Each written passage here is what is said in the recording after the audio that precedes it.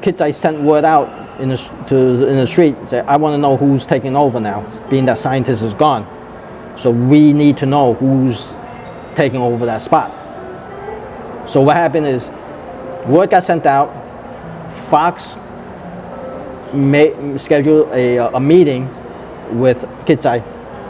So your father drove a Mercedes-Benz back then, a small compact Mercedes-Benz. Yeah. So what happened was he drove over with 2 other Flying Dragon members, either 1 or 2, but the 3 of them drove over to meet with Kitsai at a location that Kitsai had. I think Kitsai owned this Golden Taipei is a bar that he owned. It's a club that he owned. It's pretty big.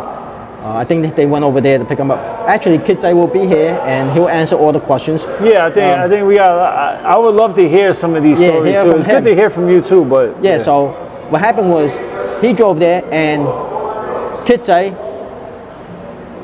saw him in the car. Said, "Okay, we're gonna find a place, sit down, we're gonna talk." Kitsai went inside the car. Your father said to Kitsai, "You got balls to come inside the car like that."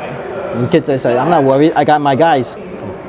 And Kitsai said, "I'm not worried. Anything happens to me, I know my guys will take care of it."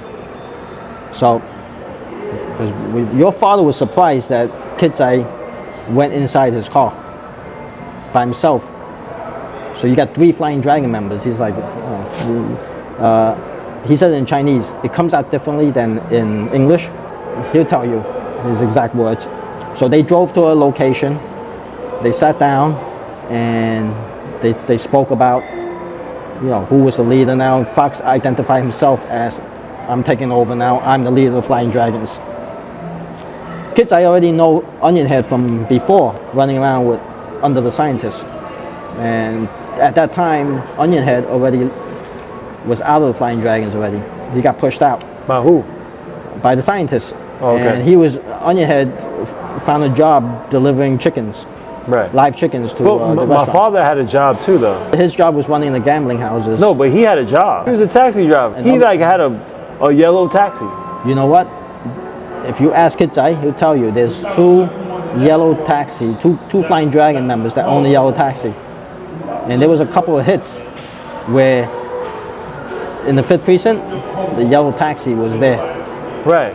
There was a couple of hits. That taxi. So but I remember clearly he had a yellow taxi. Like he was driving yellows. I was sitting in the front with the yellow taxi. I remember that. Yeah. And some of the interviews I did with Neil Moriello, the 5th precinct anti-crime cop, he mentioned but that mom said that. My mom whenever there's a homicide or a hit, there's always some yellow taxi around. For real? Yeah. Oh shit. So my mom had told me that. My mom had told me that that my father had left the street for a little bit and was driving the yellow taxi. But I don't know, maybe she doesn't. There's so much that she would know, right? Because she's removed out of that. But yeah, I do remember he had a yellow taxi. He was driving me around in that. So okay, so now this is interesting stuff, man, because it's so crazy because I was so young. I was in it though. I was there, but I wasn't there. Like I don't know none of that shit, right? But it's so crazy to hear these stories from you guys and hearing this, and I'm just like, damn, like this is stuff that I was too young to really understand, but it's crazy to hear it now from people that were old enough to really understand it, and it gives me perspective of what was going on because I had no clue, but I could just put the little pieces that I remember. Put the pieces together. Your father was running the gambling houses, and you see how much money, how stacks of money. Because when I was a kid, the stacks of money in the town association, you're talking about piles. Right. Like what you see in the movies, piles of money, it's nothing compared to what you see in the gambling houses and town association. Right. So that taxi's got to be, like you think he's actually like driving to earn a living doing taxi when he's got that kind of money rolling around. I mean. Think about it. If you're gonna be, let's say, a rival gang, and you see a taxi pass by, your guards get lowered down. Now you see a passenger in the back, a driver in the front, your guards get lowered, right? The 5th precinct, y'all have fucking taxis. I remember. Yeah, but those cops, 2 of them sit in the front. You can identify them right away. You're not gonna get someone sitting, a cop sitting in the back. All types of fucking cars. Right? Tell me, right? You got 2 guys sitting in the front, like you can spot right away the cops. Right. But if I'm going to do a hit and then I'm driving a yellow taxi, one guy in the back, one guy in the front, your guards get lowered, right? Right.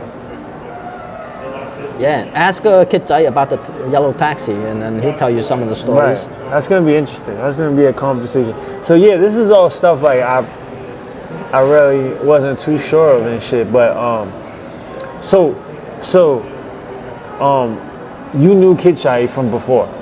I know of Kitsai. Oh, you guys the same age? He's older than me. No, he's right? older than me. He's yeah. older than you. Yeah, he's a Right. generation before me. So Right. I mean, a couple of years can make a big difference as far as the Right. generation of the gangs Yeah. out there. So when you was a cop, was he on the street? Was Kitsai on the street? The timeline for Kitsai came out in the streets in 70s, and he got arrested in 84. 84, he went in. You was a cop like I was in later cop 80s. 95. 90. Oh, you was a cop Yeah, 95. but I came out in the streets in around 85, 86. That's when I Right. came out. But you was a cop 95. 95. What precinct? In Chinatown, 66 precinct, Brooklyn, 66 Chinatown. precinct. Brooklyn, Chinatown. Yeah. Oh shit. See, if I was in Brooklyn, you probably would have. I would probably. I would have came across you. Yeah, definitely. for sure. Yeah, But I wasn't in Brooklyn. yeah. So, What? So, damn, that's so crazy. So you was a cop 95. How was that like? Like, were you ever tempted to do like tempted? I wasn't tempted. Not you were one bit. strictly like on that side. Strictly on that side because been there, done that. Right. All the money that came to my hands, it doesn't tickle me anymore. It doesn't faze me anymore. It's not what I want anymore. I want Right. that peace of mind, so it doesn't affect me. I mean, before I came on the job, I had a car service business. I had 3 retail business. I had a pool hall, a 6,000 square foot pool hall. I was doing a lot of things, and Right. I had my own gambling house. So the money that I was making is like been there already. I don't want that life no more. It's like I just want that peace of mind. Peace of mind is priceless. And plus it was the tail end of the gang activity. You see what happened in '95. A lot, after the feds came down for the second time. With the first RICO case on the Ghost Shadows in '83, '84. Then you got the second one, and then '93, '94, the second wave that went in. It was over. It was over. Like during your time, you caught the tail end of it, and you were in the streets with all the tongs. People were like running scared.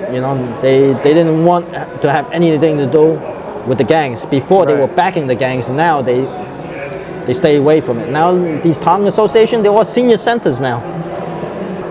Totally legitimized themselves. Bunch of old people playing mahjong there. Right. No money involved and all that. Yeah, it's a whole different world. It's a whole different world now. Damn. But so did anybody ever like? Yeah, plenty of people came up to me and offered me a lot of money. But you multiple times. You never cracked. No.